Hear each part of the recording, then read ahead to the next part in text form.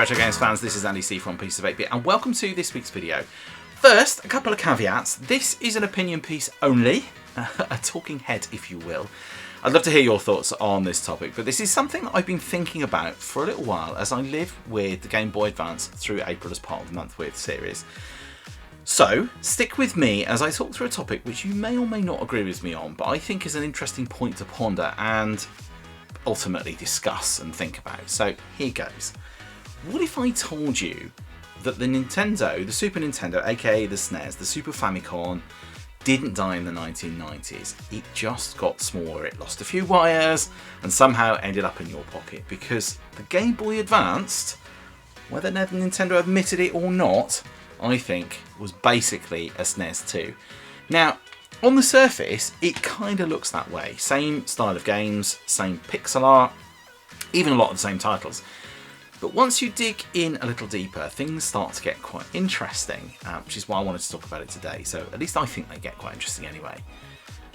But was the GBA really a SNES 2 then, or the true successor to the original Game Boy? Well, let's get into my thought process on all of this, and I'll put some little hypothesis sections together for us to think about and discuss. I'll see you in there.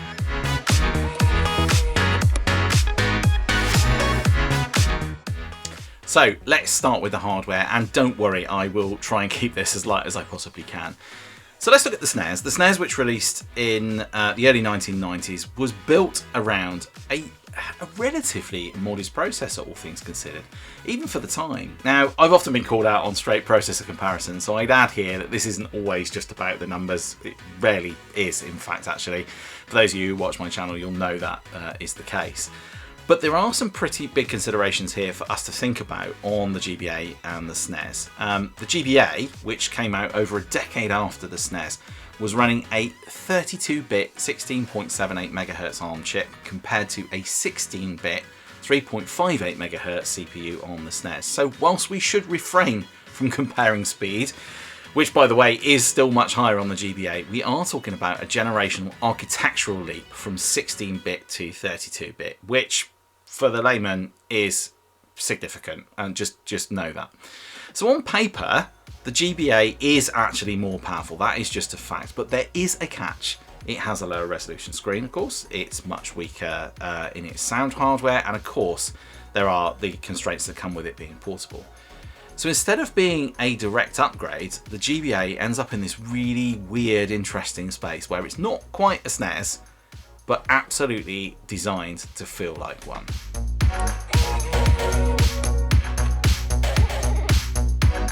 Now this is where the argument really starts to kick in, because Nintendo didn't just hint at the SNES connection, in fact they went all in on it. We've got full-on ports of SNES classics like Super Mario Advance series, we've got The Legend of Zelda, A Link to the Past, we've got Donkey Kong Country, we've got Final Fantasy VI Advanced, and these weren't just watered-down versions like we might have seen on versions on the Game Boy, for instance. These were full experiences, entire console games running on a handheld in the early 2000s. And that's kind of wild when you think about it, really.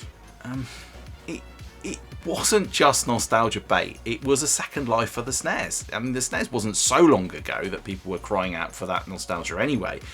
And consider this as well, when you played on the original Game Boy, its design and limitations meant that you were playing different style games built specifically for the Game Boy. They weren't so much ports of NES originals, they might have the same name, but they weren't so much ports as Game Boy's games built for that platform and its limitations. So the Game Boy wasn't a NES 2 in the same way that we're suggesting that the GBA is a SNES 2 here.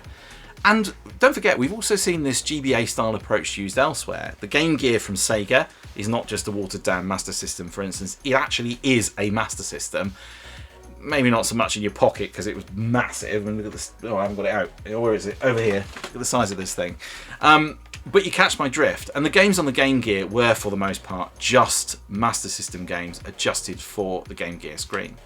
And we've seen it more recently too, with the Sony PSP. Many even called it a PS 2.5, picking up much of its library from the PS2, or very heavily styled on it. GTA Liberty City Stories, anyone? Yeah.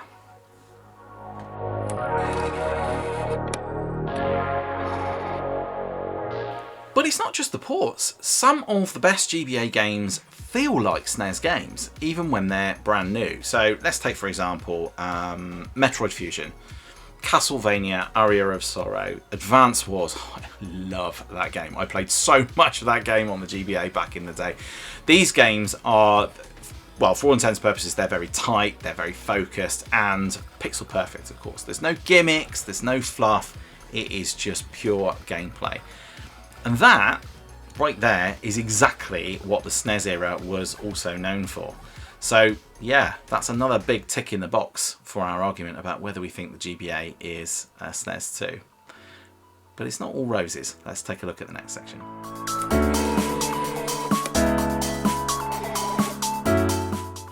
Now, before we get carried away, the illusion doesn't quite hold up everywhere.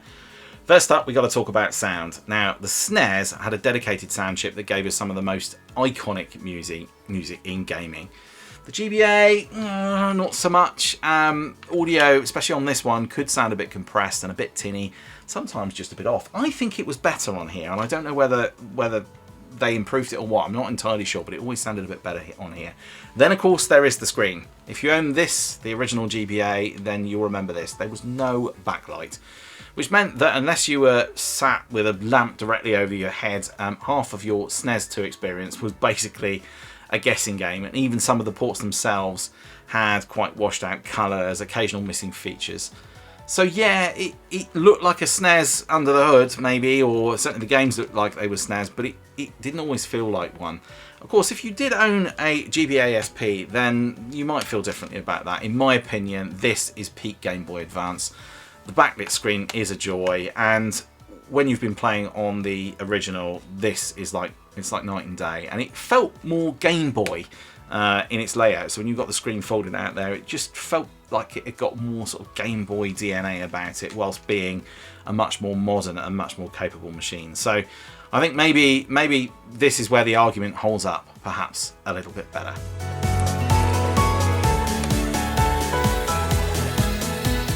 So here's the thing, right? The GBA, it didn't need to be a perfect SNES anyway, because what it actually did was arguably much more impressive. It took that entire design philosophy and it made it portable. And this was, let's not forget, this was console quality gaming on the go. We'd not really seen that before. This was years before it became normal, where we had the Atari Lynx and the Game Gear before them. These failed commercially. They didn't just quite find the correct mark. The GBA, however, totally perfected that formula and sold by the boatload, making it one of the best-selling consoles of all time, selling over 81 million units. The SP, of course, being the one that was the best-selling in all of the lineup. Now, although it didn't reach the heady heights of its older cousin, the original Game Boy, it is by no means a dud. And so, in lots of ways, the GBA didn't just copy the SNES. Well, it kind of finished the story, really. Yeah, fantastic little unit. So let's get on now and just grab my final thoughts. And don't forget, I'd love to hear yours as well. Let's go and grab my final thoughts just now.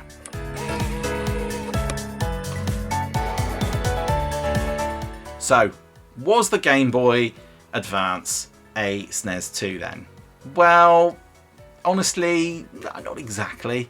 Spiritually, well, yes, in terms of its games, its feel, its identity, then yeah, I think it is.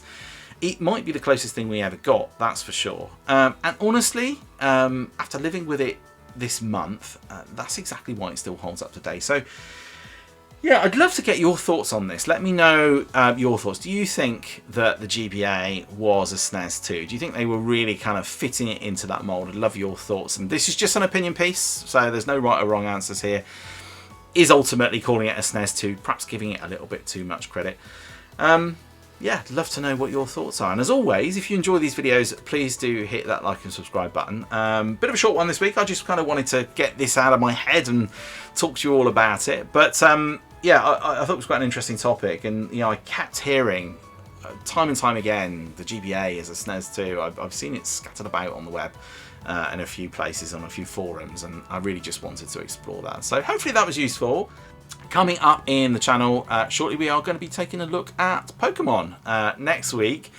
Not something I'm particularly familiar with. I've not played a lot of Pokemon over the years. I've not played any really other than Pokemon Go on my mobile phone, so I'm going to be enlisting my son, who is a Pokemon expert, to come and talk to me about Pokemon. And the reason why we're talking about Pokemon is because it was, well, when you look at the best-selling games on the GBA, it always comes top of the list, and I've not really paid much attention to it. So I'd like to have a bit of a look at Pokemon on the GBA and just sort of really ask the question, is this really where Pokemon found its groove? Is this where it became the massive franchise that it is today? Or was that already the case by the time we got to the GBA years?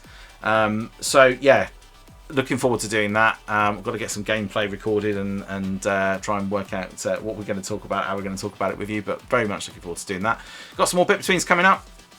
And we've also got the PlayStation 1 Racer due imminently. As always, I've left it to the last minute, so I've got to catch up with my other son, Ollie, on that one, and we'll do that one shortly as well. So yes, so I think I said it already. Please do hit that like and subscribe button if you enjoy these videos, but probably just leaves me to say thanks very much for watching. Please do all take care of yourselves, and yeah, I'll see you in the next one. Bye for now.